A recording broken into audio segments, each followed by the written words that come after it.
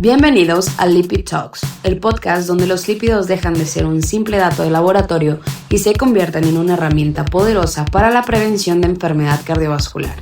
En Lipid Talks abordaremos temas relevantes para tu práctica clínica sobre el abordaje y tratamiento de las dislipidemias, con invitados del grupo de lípidos de la Sociedad Mexicana de Nutrición y Endocrinología, así como sociedades invitadas. Queda con ustedes nuestro host, el Dr. Daniel Elías. Hola, ¿qué tal? Bienvenidos al primer episodio de nuestro podcast Lipid Talks, Colesterol Conciencia. Les habla su host, Daniel Elías. El porcentaje de personas que viven con algún tipo de dislipidemia en nuestro país puede llegar a ser del orden del 50% para el caso de la hipertrigliceridemia como ejemplo. El abordaje y tratamiento oportuno de las dislipidemias puede reducir a largo plazo el riesgo de desarrollar enfermedades del corazón. Sin embargo, lo que más frecuente ocurre es que lleguemos tarde al diagnóstico y tratamiento de esas enfermedades, en gran medida debido a la falta de conocimiento por parte de los profesionales de la salud. Por lo tanto, en este episodio estaremos abordando el tema de ¿por qué importan las dislipidemias? Hoy tenemos el honor de contar con la presencia del doctor Carlos Alberto Aguilar Salinas, un destacado endocrinólogo, quien es pionero en la investigación de las dislipidemias en México. Su trayectoria ha sido fundamental en el avance del conocimiento tanto epidemiológico, pero también genético de estas enfermedades en nuestro país, impactándonos a muchas generaciones de investigadores. Gracias, doctor Aguilar, por acompañarnos hoy y por su invaluable contribución a la investigación en las enfermedades cardiometabólicas de nuestro país. Muchas gracias, Daniel. Un honor participar en este podcast. Pues quisiera hablar de un tema muy general, preguntándole qué son exactamente las dislipidemias. Las dislipidemias es un término que engloba diversos padecimientos del transporte de los lípidos en sangre. Se utilizan como marcadores para la práctica clínica la concentración del colesterol, de los triglicéridos y de las sufracciones en que se transporta el colesterol. En realidad no es una enfermedad de la producción o eliminación del colesterol. Son padecimientos que representan defectos en el transporte de los lípidos del sitio donde se producen al sitio donde se utilizan y después se eliminan. De estos padecimientos, su relevancia es que contribuyen a la principal causa de muerte en nuestro país, la enfermedad cardiovascular, y es un factor de riesgo que es modificable. A través de su tratamiento en diversos países se ha demostrado que se puede reducir significativamente la mortalidad cardiovascular. Y el otro desenlace son las pancreatitis, eventos que pueden ser muy graves y que de ser repetidos afectan sustancialmente la calidad de vida de las personas. Gracias, doctor. Y justamente esa era parte de la siguiente pregunta. Desde su punto de vista, ¿cuál es la importancia de las dislipidemias, sobre todo en un país como el nuestro, México, donde sabemos que hay una alta prevalencia de obesidad y diabetes? ¿Eso contribuye a un empeoramiento de estos cuadros? Por supuesto, la enfermedad cardiovascular es un conjunto de entidades con etiologías múltiples. Ya existen factores genéticos y factores ambientales que todos deben de ser evaluados y tratar de corregirlos para que no sucedan los eventos cardiovasculares. Uno de ellos, quizás el que tiene la mejor relación costo-beneficio, es el tratamiento de las dislipidemias. Afortunadamente, contamos con medicamentos que son seguros, potentes y sobre todo que tenemos evidencia que a través de su empleo adecuado se pueden prevenir muertes cardiovasculares. Perfecto, doctor. Y solamente para clarificar y tener el mismo concepto, ¿a qué se llama específicamente enfermedad cardiovascular o eventos cardiovasculares? Los eventos cardiovasculares que se consideran como los desenlaces finales desde el infarto del miocardio, el infarto cerebral y la insuficiencia arterial de miembros inferiores. Eh, Otro desenlace mucho menos frecuente es el aneurisma de la aorta. Sin embargo, detrás de ello es un daño en todo el sistema arterial que participa en las demencias, en la progresión del daño renal, en insuficiencia cardíaca, que son otros desenlaces que, aunque se tiene un menor impacto por el tratamiento hipolipemiante, a través de la prevención cardiovascular son posibles de reducir. Perfecto, y justamente en este sentido, ¿qué tan crucial es justo hacer un diagnóstico temprano de las personas que viven con un problema de dislipidemia? El diagnóstico temprano es fundamental. Desafortunadamente, en muchos países siempre llegamos tarde. El escenario más común en que se inicia el tratamiento hipolipemiante es después de un infarto del miocardio, que en este caso ya existe el daño. El beneficio del tratamiento pues es menor a su potencialidad. Hay la evidencia que proviene de una enfermedad genética, la de mayor riesgo, que es la hipercolesterolemia familiar, contundentemente demuestra que entre más temprano se implemente la intervención, mejores resultados se tienen.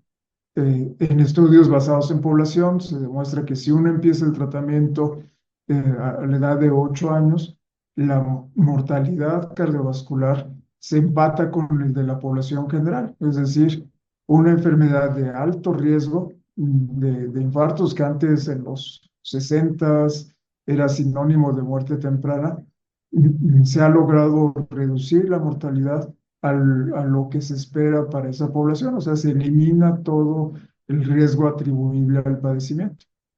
Si iniciamos el tratamiento posterior, va a haber beneficios, pero de todas maneras, cuando comparas la mortalidad entre los pacientes y la población general, vas a encontrar una diferencia y entre más tarde, pues es más la diferencia. Claro. Y en este sentido, también preguntar cuáles serían los principales determinantes de que justo aparezca una dislipidemia, qué tanto contribuye, usted ha hablado ya de algunos factores genéticos, de algunas dislipidemias genéticas, qué tanto influye la parte genética, qué tanto influye la parte ambiental para el desarrollo de estos padecimientos.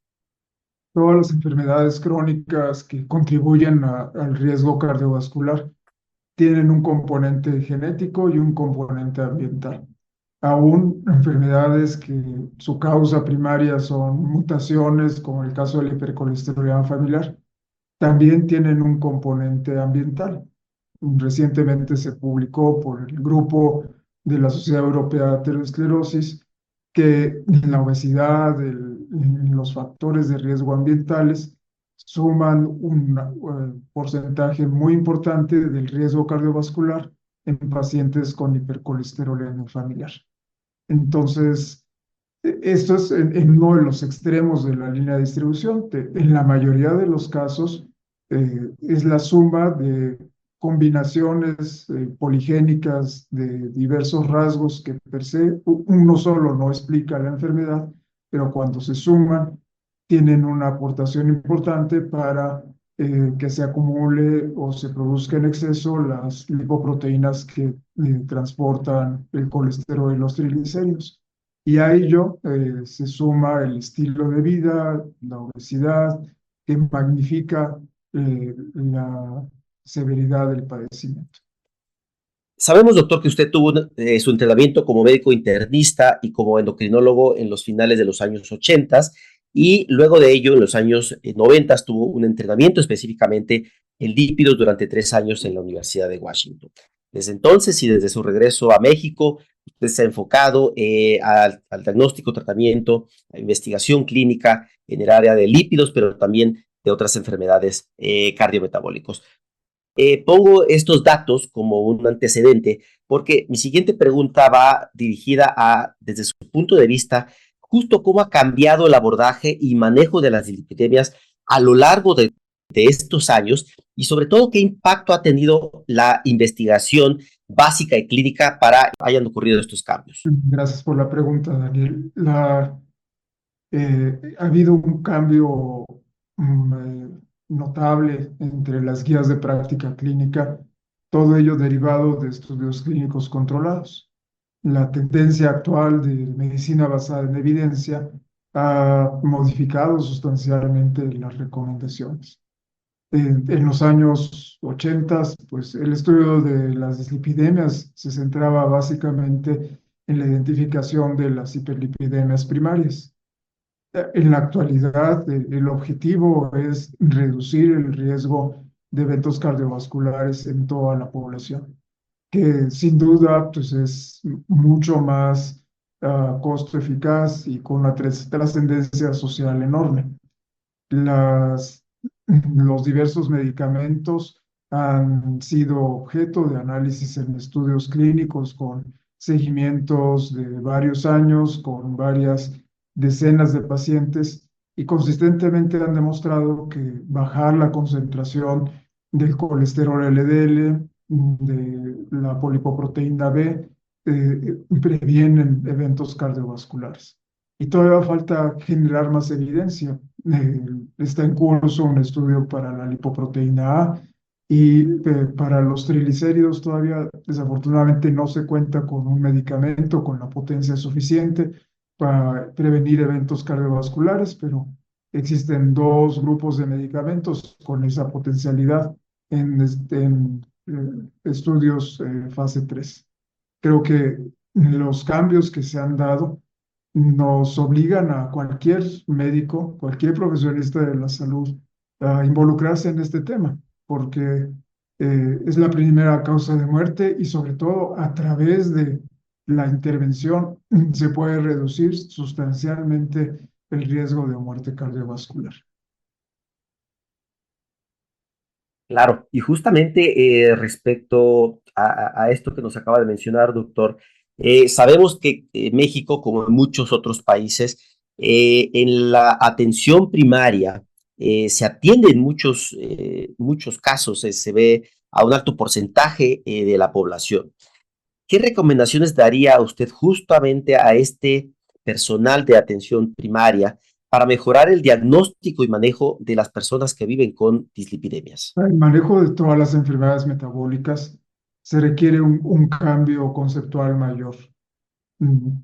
Tradicionalmente la medicina ha sido reactiva, es decir, las personas van cuando se sienten mal, el médico corrige los efectos que encuentra, pero el objetivo es que el paciente no tenga síntomas y que tenga el mejor control posible de las condiciones que no se pueden curar.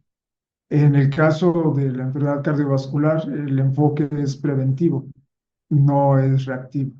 Y por lo tanto, no tenemos que esperarnos a que haya síntomas. Se tienen que buscar intencionadamente los padecimientos. Todo el sistema de salud debe de asumir su responsabilidad, pero sobre todo la población, porque las personas, los pacientes, los usuarios de los servicios de salud son el beneficio, son quienes reciben el beneficio y toda la sociedad en su conjunto, porque a evitar que haya personas hospitalizadas, muertes prematuras, pues todo el país se beneficia.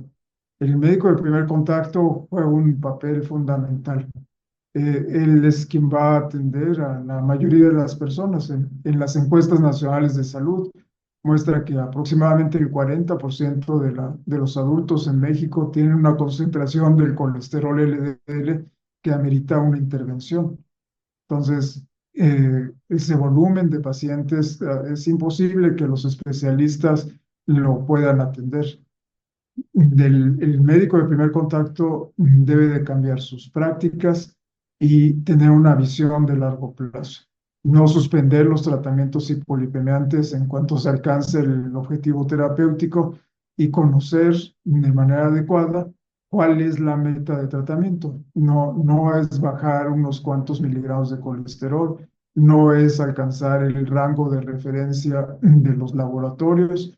En base al riesgo cardiovascular del paciente, está demostrado que hay que reducir por lo menos 50% de la concentración basal y además alcanzar un umbral de colesterol LDL para tratar de minimizar al máximo, no, lo más posible, el riesgo cardiovascular.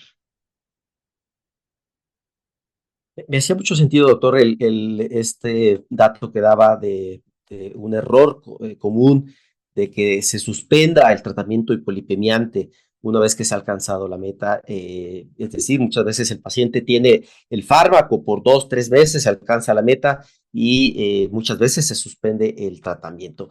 Y en este sentido, ¿usted cree que realmente en las escuelas de medicina, en las escuelas de nutrición, se invierte suficiente tiempo, hay suficiente espacio en los planos de estudios para que justamente estos médicos, nutriólogos, que una vez al salir tengan la capacidad para abordar, tratar o referir a las personas que viven con una dislipidemia? Desafortunadamente, en los programas académicos de todas las facultades son tantos los temas que se tienen que revisar que el tiempo que se otorga al entrenamiento práctico de los alumnos no es suficiente para que cuando uno se enfrente a la rutina tenga las competencias, la habilidad para hacer un abordaje adecuado.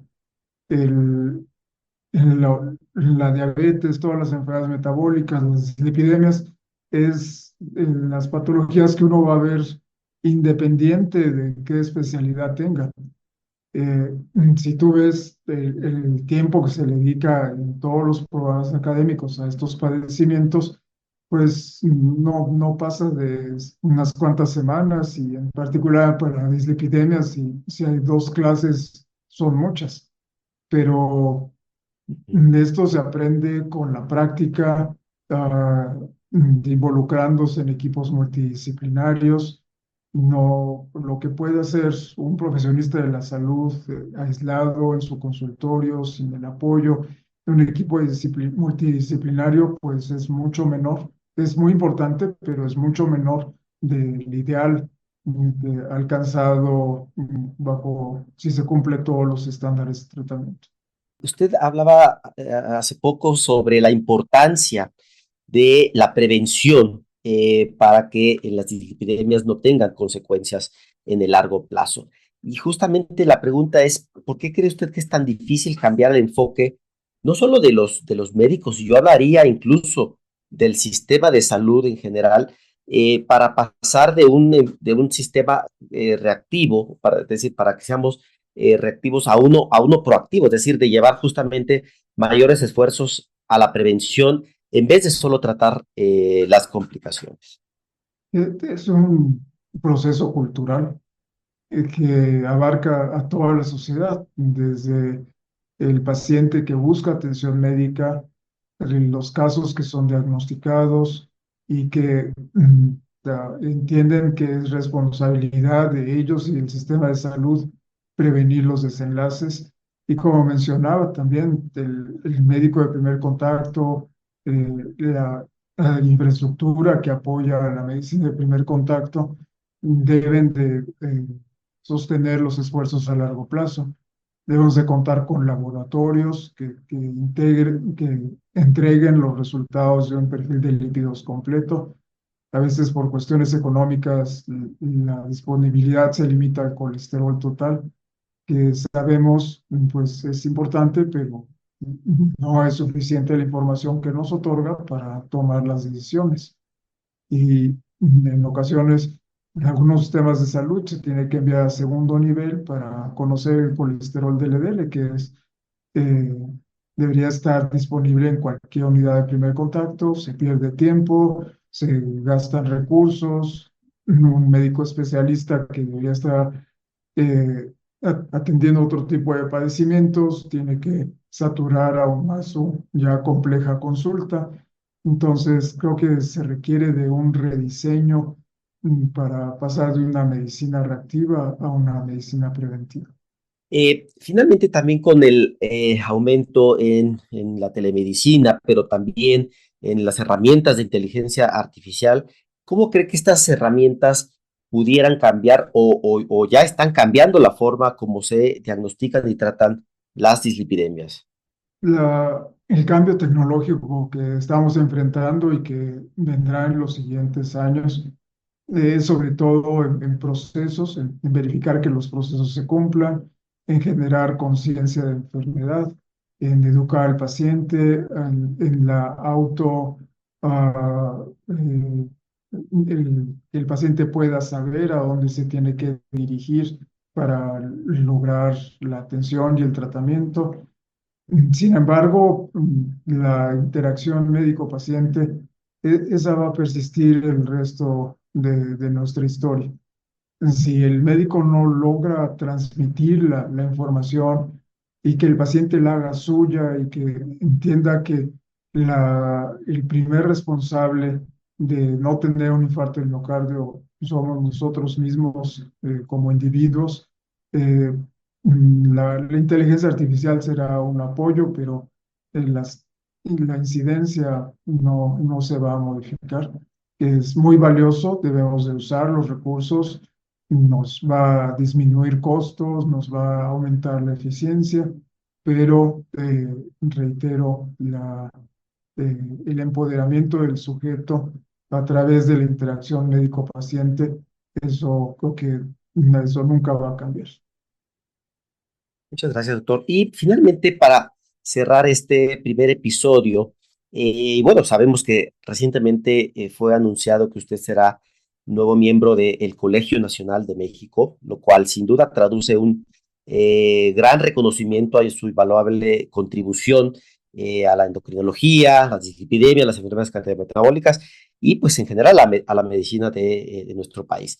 Por lo tanto, como un experto en el tema, ¿usted cómo ve el futuro de la investigación en dislipidemias en nuestro país?